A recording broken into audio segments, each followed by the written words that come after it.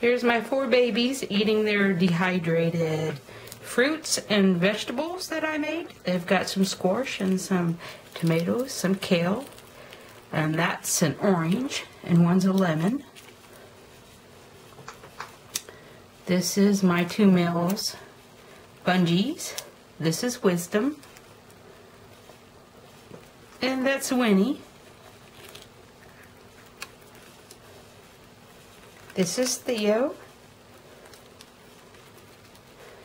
and this is my newest cockatiel. This is Satin.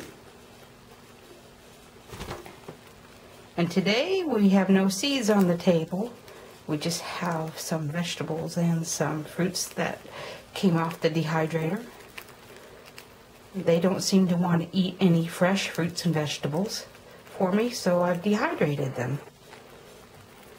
And as you can see, dehydration is a hit.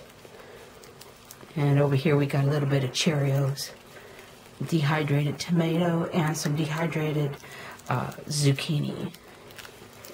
So they're happy and eating today, all together.